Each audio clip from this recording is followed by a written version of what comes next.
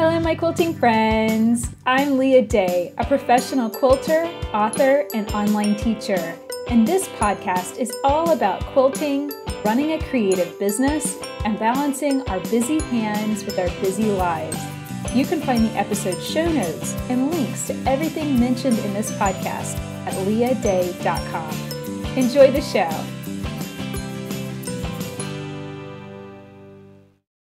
Hello, my quilting friends. Leah Day here with episode 11 of the podcast, and I'm recording this today on January 19th, 2017. So today I have an interview with Stephanie Soebbing, and her website is quiltaddictsanonymous.com. She is a blogger, she shares quilt-alongs, and she also has a podcast. She's just a really all-around awesome person. I met Stephanie at Quilt Market, and we had a really fun time together, just chatting it up about business. And, she was sharing so much information with me about her podcast and how it all worked. And that was right before I started this podcast. So that was super, super helpful information. So today what we're going to be talking about is tracking your income, like tracking the money that you're making on your website. This is definitely a very business-oriented podcast today, and I really love that. This is something that I want to talk about a lot more with as many guests as I can have on this show. So if you want to talk business and you want to talk shop with me, then please come on the show and let's chat. Stephanie is, I think, a rock star when it comes to tracking income and just the details that she shares, how she knows where money is coming from and how she knows when something is successful. All of that was really mind-opening for me. And I have to say, if you listen to this and you feel a little intimidated, please don't worry, because I haven't done any of this stuff. None of it. So you certainly can get away with not doing it, but I definitely want to get into this and start tracking this better, because I will know so much more about my business. I'll know if that newsletter was successful, or I will know if that advertisement was actually helpful. Sometimes we spend money on stuff, or we invest in a new product or a new app or something like that, and then it's kind of a big giant question mark as to whether it was even worth it. So I really found this helpful and really fascinating. And as Stephanie said, we didn't even cover half the stuff she had written down. Like, she had all these numbers and stuff.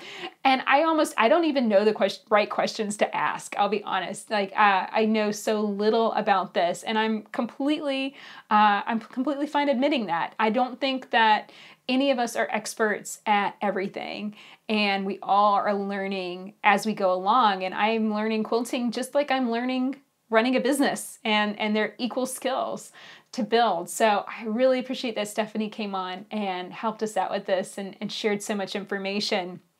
And I love that, giving nature that she has. It's just wonderful.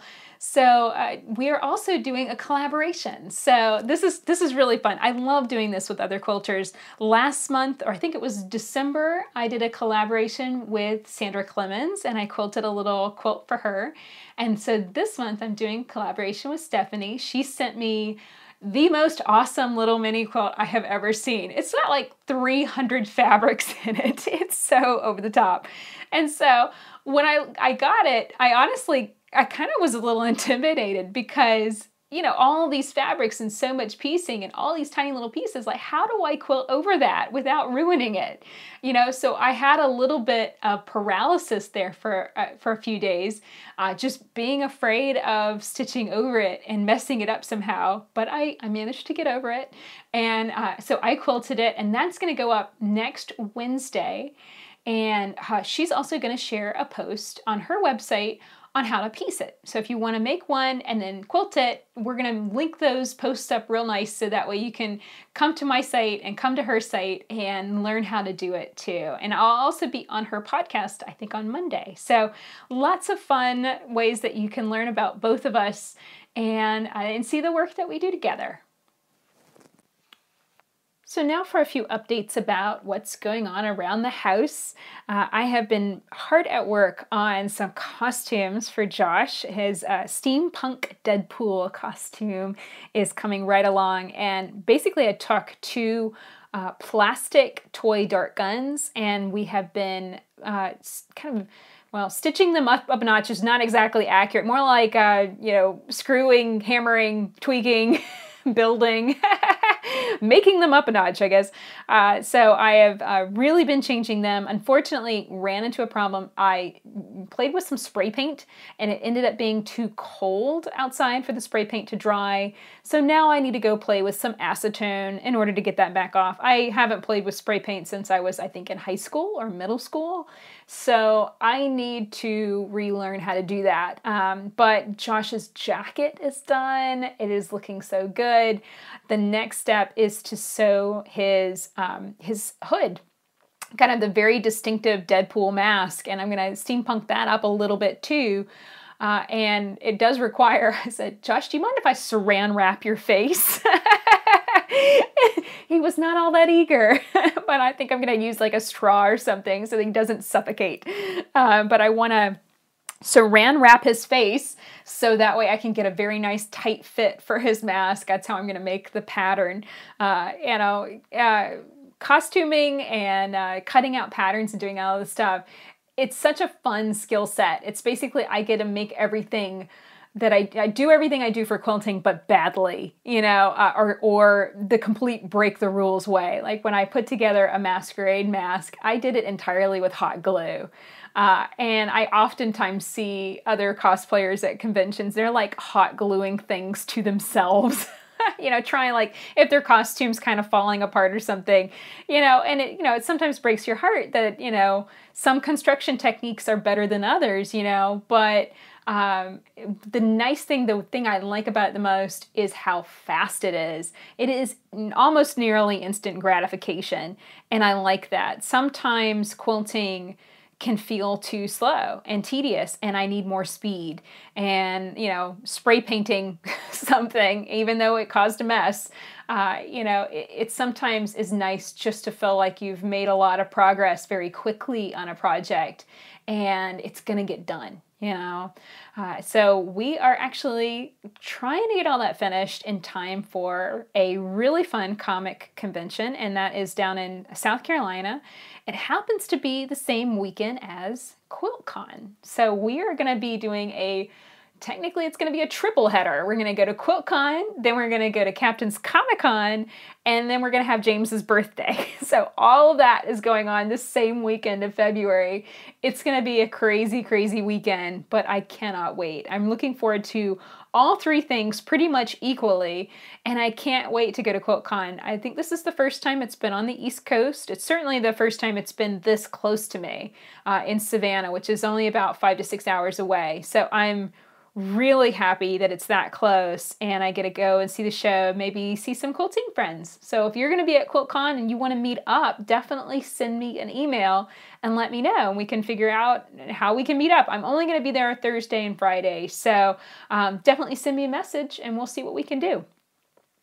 So one last thing about the machine quilting block party. This past week, we had the launch of the Sashings and Cornerstones pattern, and we have included the image of the whole quilt. So it's kind of sort of a mystery and kind of sort of not at this point. If you don't want the mystery aspect, you need to pick up this pattern. That way you can see the whole quilt and know what you're gonna get, know what you're gonna make. And I think that's been really good. A lot of quilters have said that they're really happy now that they've seen the quilt. Some quilters still love the mystery aspect and trust that it's gonna look good at the end. And I've been asking other professional quilters, which one works better for them. And it sounds like the mystery is more for something that's pieced, where the quilt comes together and it's just a piece top. So I'm kind of rethinking that, and we might do something very different next year. I'm thinking something very different next year would be kind of fun, and good for me just to keep challenging myself with designing and writing.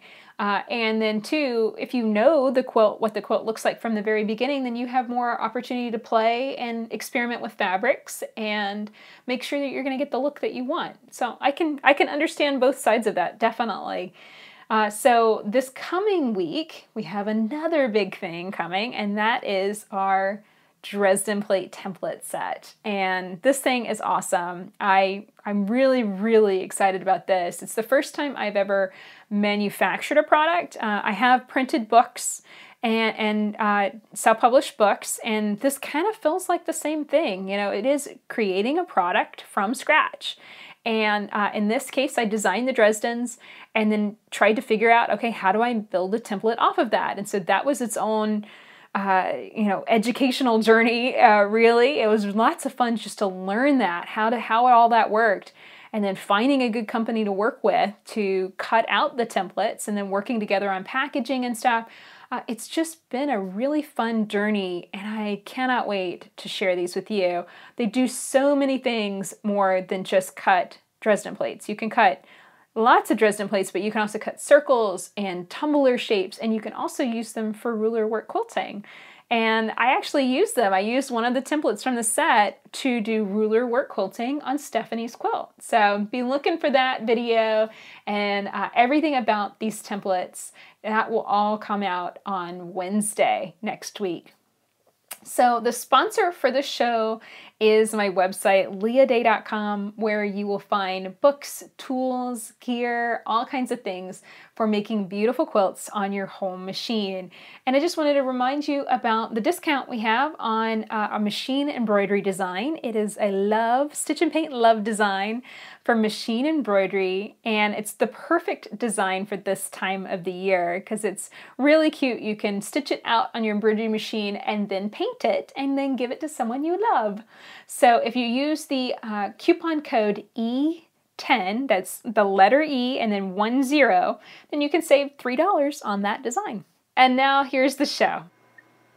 Hello, my quilting friends. I'm super excited to share an interview with Stephanie Soebbing from Quilt Addicts Anonymous about spending money wisely on your business. So why don't you start, Stephanie, by sharing a little bit about you and your quilting business? Hello, everybody. I'm really happy to be here, so thanks for having me, Leah. I started my pattern business kind of by accident. I was teaching at a local quilt shop a block of the month, and I thought, well, I'm doing all the work, and I only have 5 students, so I'm going to put it online. And I'm at 3 years later now, and I've had about 40,000 people download patterns. So it's been really exciting, but I've also, along the way, had to figure out how to monetize that because as I'm sure you know, Leah, but maybe the listeners don't, it takes a lot of money to run a website and to email everybody the new patterns. And so at first it was just trying to figure out, okay, how do I monetize like a free giveaway, a free pattern giveaway, so that way I can just afford to give it away. And then eventually I got to a point where I realized I want to make this my business. So how do I get it to a point to where it can replace my income? And now I'm actually trying to get it to a point where I can have some full-time staff to help me as well, because it's just a lot of work. So it's growing really fast and it's exciting. I have a background in digital marketing and specifically calculating return on investment of marketing campaigns. So that really helped me make that happen.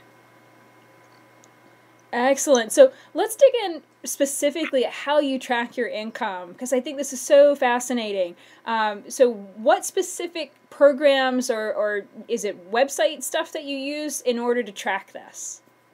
So we're going to get into some specifics. So I want people to know that I was an English major in college. Like my dissertation was on, this huge novel. It had nothing to do with mathematics or accounting or anything. And I learned everything that I know from lynda.com and Perpetual Traffic podcast, and then just reading about it online. So these are all things that you guys can learn as well. I use Google Analytics, and that came from when I was doing digital marketing at ad agencies, because digital marketing is very different than print and traditional marketing, because in that instance, someone would just send you an ad proof of an ad that ran in a magazine, and they would say, okay, here's how we spent your money. And that wasn't working for digital. We had to show some sort, excuse me, of, here's what it did. And at the beginning, that was a lot of focusing on how many page views, excuse me. At the beginning, that was focusing on how many page views did you get, how many people visited your website, and eventually that evolved into a point of what did this actually mean in terms of how much money you made. And so that's where my focus is now. I really don't care how many page views I get. I care how much money I make. I rarely even look at that. So I use Google Analytics, and I use that on a self-posted WordPress site. I use WooCommerce as my shopping cart, and it has this great little plugin that's free that you just install on the back end of your website, and it's easy. You just upload a file. It's no different than uploading an image, and then it automatically sends all my sales data over to Google Analytics. And so from there, I can slice and dice and see where everything is going. And one thing that's really critical, if you learn nothing else about Google Analytics, you have to learn about a UTM link.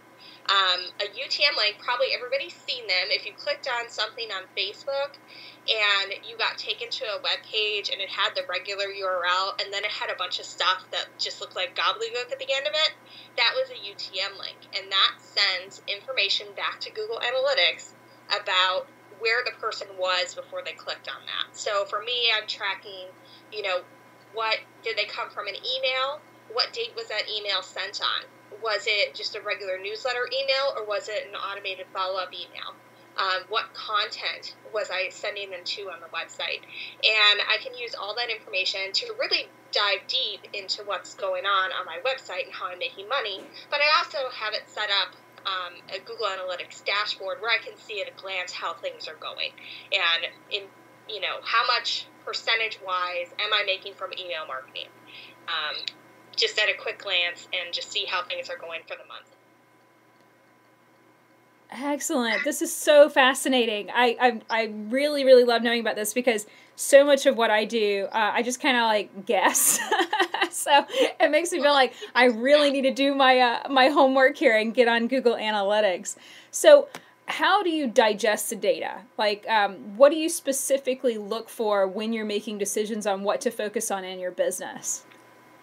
So my biggest thing is looking at what are my highest grossing marketing platforms, because that's where I want to spend my time and money, because there's so much out there: Facebook, Pinterest, Instagram, email marketing, Google AdWords, and what is actually making money for you. And that's where you need to spend your time and money. For me, that's email. In 2016, about 85% of my total website sales came from email. And that's a combination of the newsletter email and then automated follow-up campaigns. So for example, if somebody signs up for the free block of the month, then they automatically get an email that says, thanks for signing up. Here's where you can get all the patterns and tutorials. Oh, and by the way, there's a kit. So if you like the way it looks, you can buy that. And those are great because they just make money in your sleep. You set it up once and then it just goes. So I still make some money from Facebook, and I make some money from Pinterest, but for the most part, that just brings new eyeballs to my website. So as far as spending time on those platforms, I don't devote a lot of time and resources to it, because your time is a resource as well. It's not just money that you need to focus on as a business owner. And I have a limited quantity of that, as all of us do. So for me, that's spending money in email marketing. And when you have a large list, and I do, that's expensive. In December, I spent $1,000 on email marketing. And it was because I went way over my normal allotted emails, because it was December and it's a sales blitz and everybody's in a spending mood. But I made way more than that in sales, so it was a no-brainer. And if you're just looking at how many page views did you get or things like that, then you could be cutting something. It would be really easy to say, it's a tight cash flow month. Maybe we're not going to do email because that's expensive. But if you know that you're making way, way, way more than you're spending, then it's a no-brainer that that's an expense you have to have.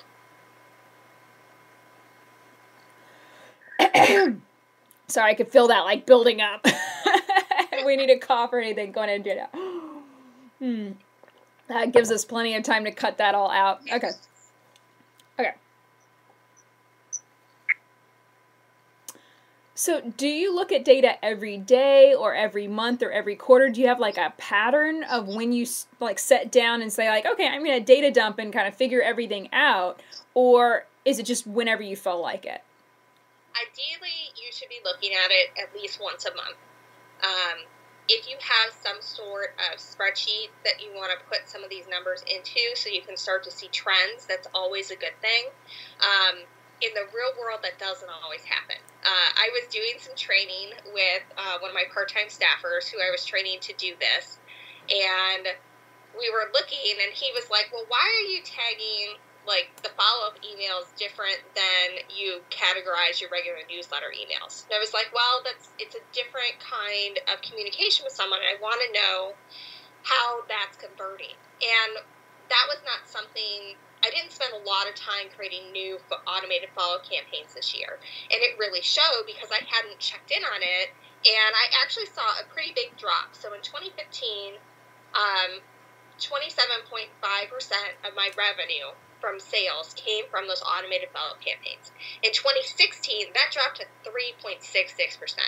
Now, my overall revenue from email marketing stayed about the same, and I'm selling a lot more, so that accounts for a portion of the drop.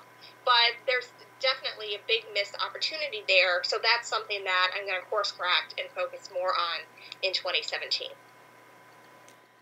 Yeah, and just speaking personally, I've noticed that my newsletter has started to be opened less.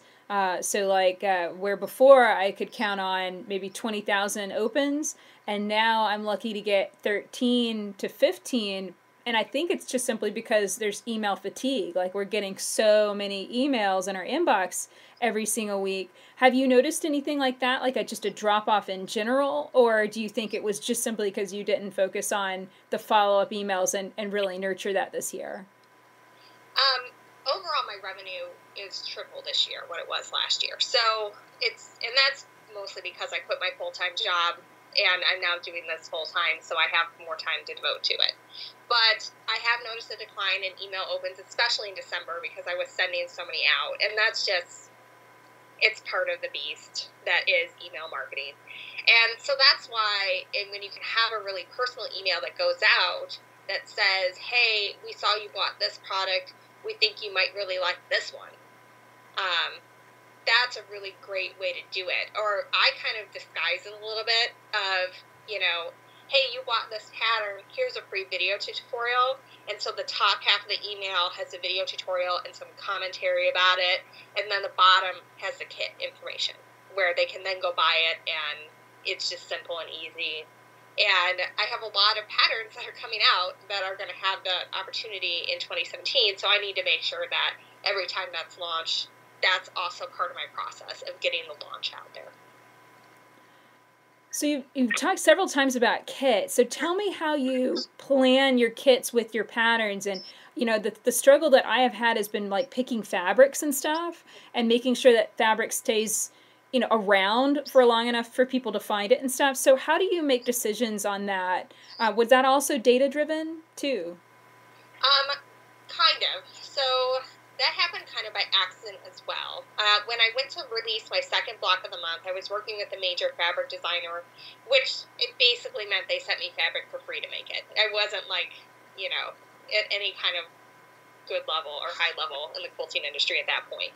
But I picked a line that was supposed to be in stores in December, and then there was a shipping strike, and nobody had that fabric. And so everybody's asking me, can I get it? So I partnered with somebody to help me get the kits together, because I had no idea what I was doing with that at that time.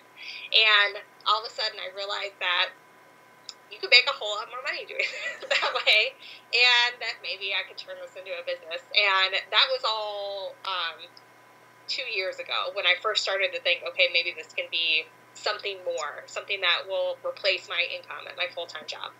And so what I do now is I work only with reorderable fabrics, or I do something that is only going to be a limited time thing.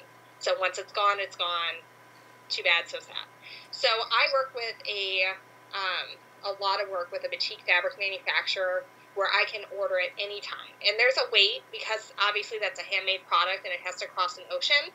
So I have to really kind of plan, and I take a lot of pre-orders so that way I'm not ordering too many and getting myself in trouble that way.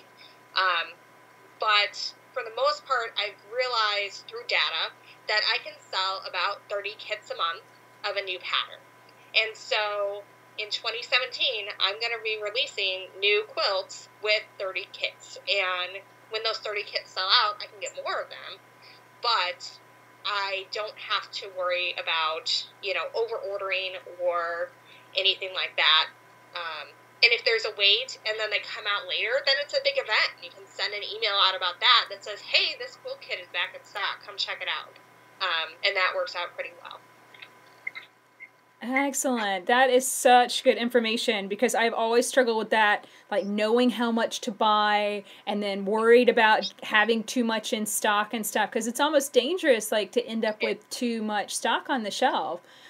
So getting back to... I actually had that problem last year. I got talked into ordering 100 kits of a king-size quilt at once in January. And it was a terrible idea. I mean, I sold like half of them right away, but then it took me the rest of the year to sell the other half. And it was just like, they're all gone now, but I'm not doing that again. I take pre-orders, I order whatever that is, plus like 10 to 15, and that's it. If I need to reorder later, great. But I never want to put myself in a position where I'm making a ridiculous amount of money gross, but my net is just barely in the black. I don't want to ever do that again. And I've done it, and so that's how you learn that lesson, and then you don't do it again.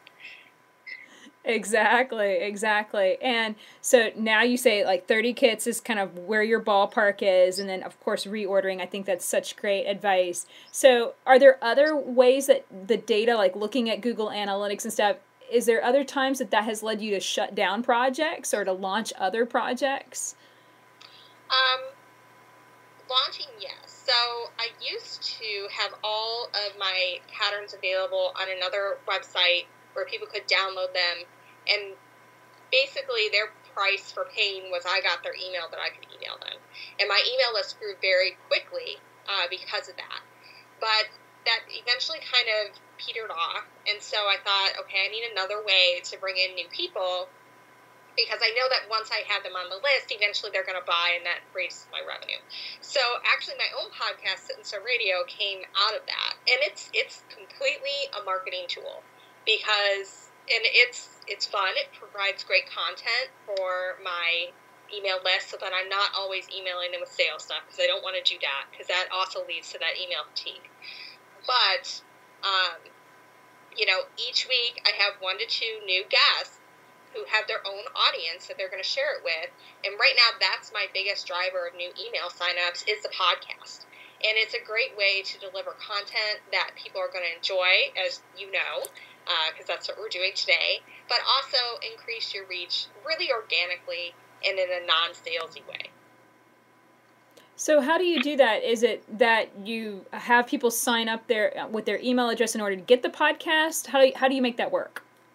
I have a pop-up, and this is just a plug-in. This is why I love WordPress, and there are other platforms out there that are great, but WordPress has plugins for everything. So I use a plugin called Mail Munch, and all you do, there's a free option and a paid option. I use a free option. And once you scroll a certain percentage down the page on any of my websites, you get a message that says, hey, get all this in your inbox for free, never miss a free pattern or episode or whatever it is based on what they're doing on that page. And then they either sign up or they X out of it. It's their choice. But it really works very well at converting people to sign up, much better than having like a contact us form where they can go and find it, because people aren't going to go and find your email sign up. But if they're confronted with it, like not confronted, that sounds aggressive, but if it just pops up and they like what they're seeing and they think, yeah, I want to listen to free podcasts every week and know when they're up, well, then yeah, they're going to sign up. So that totally makes sense. Yeah, because it's the difference between like greeting someone, kind of like shaking their hand and being, hi, nice to meet you, and like turning around and walking away. Like, that's the difference between having a pop-up on your website and not, how kind of people are greeted. I mean, not everyone loves pop-ups. I think most people, I occasionally get an email, saying, hey, can you take the pop-up off of the blog? And I have it set, it only shows up like every 60 days. But I notice that when sometimes I've had to disengage it for whatever, like something needs to be updated. And I notice that my signups just completely drop, whenever I don't have that up. So I agree with you. I think that's really good advice. So let's talk a little bit about your block of the month. And you also have some mini block of the month projects. What made you want to try that and get into that? Sorry, what was that? The last part? So what made you want to get into it? What made you start those? I had somebody request that I do a block of the month at my local quilt shop. I was teaching there a couple times a month on Saturdays, just before I had kids, so it was a lot easier to go leave for a Saturday morning, and my husband didn't care. So someone requested it. She didn't even take the class when I got it together, but I just designed my first quilt, sat down and designed it. It wasn't my first design, but the first block of the month, and we had 5 people who followed along throughout the entire year, and I thought, well, this is a lot of work for 5 people. I'm just going to put it online and see what happens. And it has completely changed my entire life. So once we got to the end of the first year, I thought, well, I got to do a second. And so now I'm starting my 4th year, where I have my own website. And then I'm also starting to work with fabric companies to design block of the months to go with their fabric collections. So I have one that's with Northcott that is debuting. Actually, it should be hitting quilt shops now. The fabrics and patterns are available. And I have people who are signing up to do it on my own website as well. And so that, I'm actually packaging the kits up today, so those are going out, tomorrow. So it's really exciting and a lot of fun. And that, too, was, this year, I'm trying something new with that to try to make revenue better. Because it's a lot of money for me as a business owner, and also for my customers to order an entire king-size quilt all at once. So I did it where it's a subscription this year, where they'll pay a certain amount each month plus a sign-up fee. And that covers their book and then all their fabric for the entire year. And it's a little bit more expensive for the consumer when you add it all together, but it's a lot more palatable to spend $24.99 a month than it is to drop like $300 on fabric at once. So, and it's a lot better for me too, because I have an idea, okay, I have 75 people have signed up, here's how much fabric I need to order for next month, and I'm ordering like a couple of bolts at a time instead of like 50 or 60. So it just makes a lot more better from a sense from a cash flow perspective for me and my consumers, and at the end of the year I'm going to be able to make a little bit more, so that's nice too. Excellent. And what would be your advice, looking at your numbers and stuff and the data that you've pulled, what would be your advice for someone that's just getting into their quilting business like right now? So whatever you do, you have to test to see what's working and what isn't. I do this with everything that I do. I'll put like a $10 ad spend on it and see if it works or not and go from there. So like when Instagram first opens its ads, I did a test where basically the same content went out on Facebook, Pinterest, and Instagram. And same ad spend on each one, same target on each one. Pinterest was a little different because its capabilities aren't as robust as far as targeting. And just to see what happened. And Facebook, by and large, performed the best in terms of actually delivering people to the website. Instagram was a second, but a pretty far second, and then Pinterest was third. So it just shows you that even though Instagram is the hot new thing and you see sponsored ads everywhere, they do work. But there are more cost-effective ways out there to get your name out there and get your message out there and start getting some sales and conversions. And that might vary from business to business. So you need to test and see which platforms are working best for you. If you don't have a large email list, then you're probably not going to see 85% of your sales come from email, like I am. That takes time to build. So that's something that you need to keep in mind, that, oh, Stephanie does great with email. Well, Stephanie has a huge list, and it's taken a long time to get here. So that might look a little different for you and your business. Absolutely. And do you use a program to manage those ads, or is it just within the platform? So like you go to Facebook and create the ad, you go to Pinterest and create the ad, or is there another program that you use to set all that up? I create it from within the platform, but with Facebook, I do use the Facebook Business Manager app. I find it a little easier to use, but I'm also came from that industry. So if you're just starting out, just the regular Facebook ad platform is fine. And what do you set the minimum, like the ad amount for? So when I'm testing, I set everything for $10 a day for a campaign. And I just kind of wait and see how it performs. And I look at two things. I look at overall revenue from the ad, and I look at clicks from the ad. Because typically with Facebook, I'm happy if I break even. I want to know, there's other non-monetary goals that you might want to consider, like did they sign up for an email campaign? Did they sign up for your block of the month? Because if they've done some of those things, then they're getting in your conversion funnel, and you're going to probably get them later on.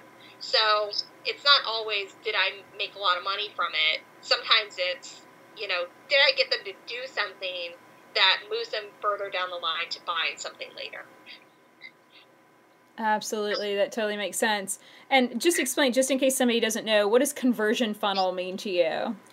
So conversion funnel, if you look at some old sales models, it's a very direct thing. Like somebody sees your advertising, somebody visits your store, somebody makes a purchase.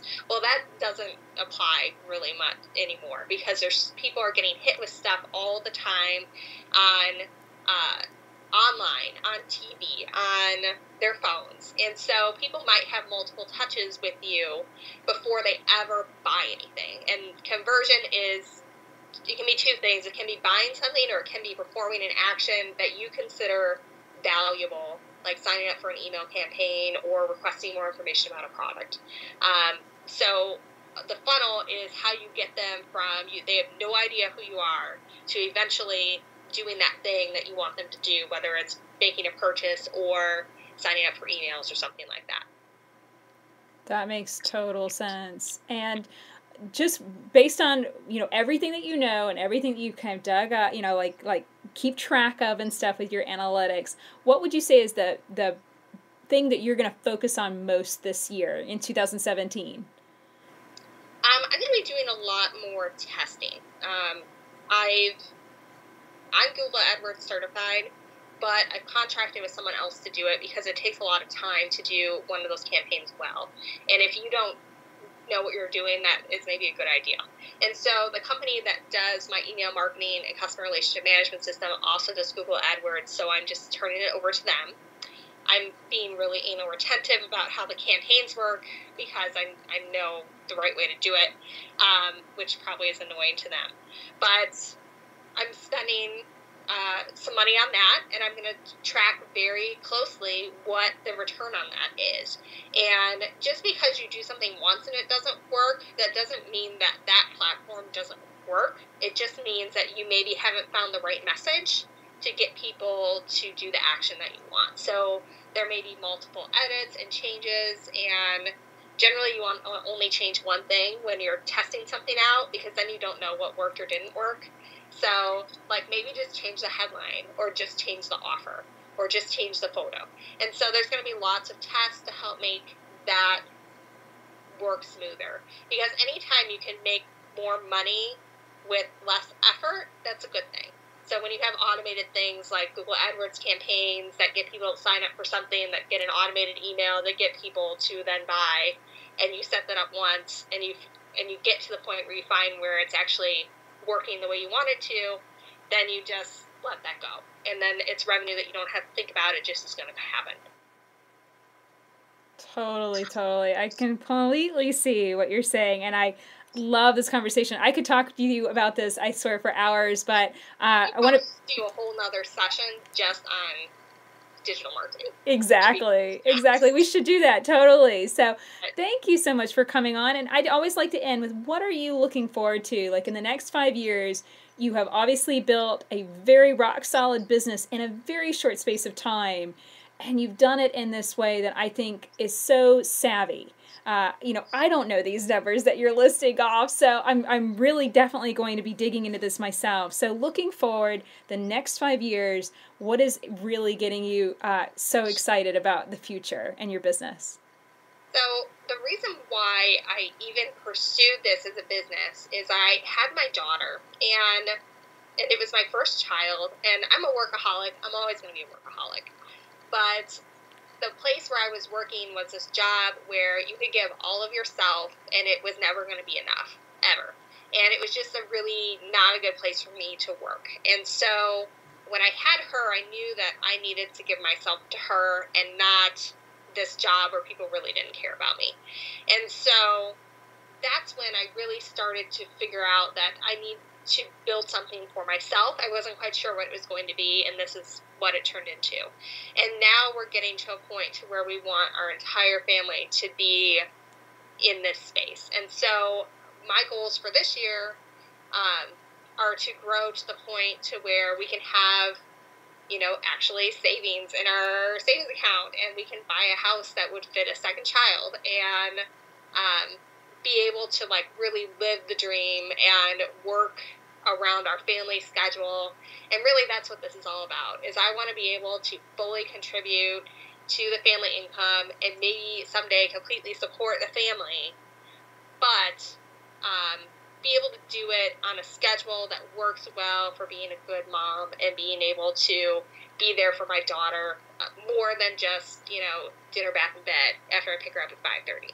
And that's why I do what I do, and those are my goals, is to get it to a point to where that's possible. And I can hire some staff so that they can make my life easier. So those are all good things. Absolutely. Well, I wish you such luck with all of those things, and thank you so much for coming on and sharing so much with us today. Thank you for having me. So that's it for this episode. You can learn more about Stephanie Soebbing at her website, quiltaddictsanonymous.com. You'll be able to find our collaboration. It'll be posted on January 25th, both on her website and my blog, freemotionproject.com. Until next time, let's go quilt.